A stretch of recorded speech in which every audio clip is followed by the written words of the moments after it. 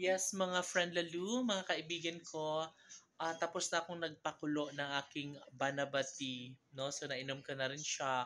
Kasi nga, mga kaibigan ko, after, kwento ko muna yung experience namin kanina.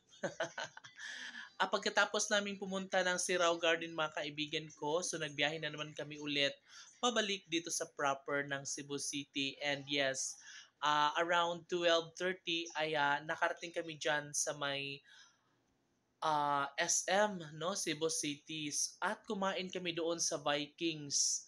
So mga kaibigan ko, sobrang nabubusog talaga ako kanina kasi nga sobrang maraming pagkain na pagpipilian, and yes, sobrang nag-enjoy ako sa food doon sa Vikings. And then yung accommodate nila sa amin ay talaga nga namang nagustuhan ko.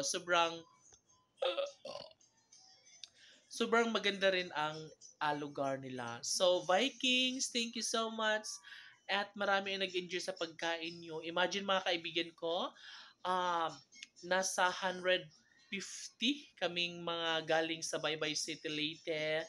And talaga nga namang Cebu City ang target, no, ng DILG Baybay para kami rin ay arating dito ulit at mapuntahan ang mga lugar ng mga hindi pa namin napuntahan. Kaya malaki ang aming pasasalamat sa DILG Baybay, and of course sa aming Barangay Cantagnos Council, no, sa kanya-kanya naming mga barangay, sa 92 barangay sa loob ng Baybay City, Leyte. Sobrang nagpapasalamat po kami, and sana next time ay sa ibang lugar na ulit tayo para marating din namin ang mga lugar na hindi pa namin napuntahan. So, thankful kasi nga kung hindi ako nag-barangay secretary ay hindi ako makakasakay ng airplane, hindi ako makakarating ng Cebu City.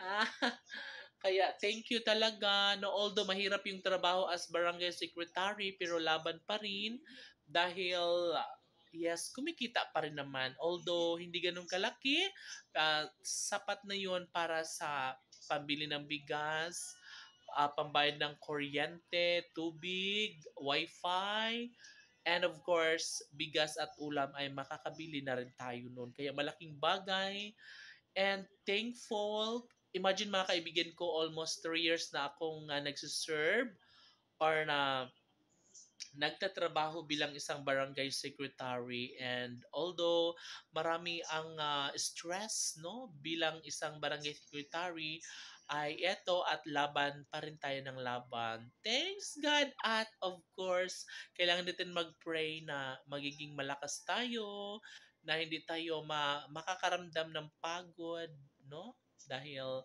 sadya nga naman na maganda rin na mag-serve sa komunidad o sa ating barangay. No, naisip natin na kailangan din natin na magsakripisyo para sa ikabubuti ng ating barangay. Okay, it's me again, and then Marikit, and don't forget to share and subscribe. Bye!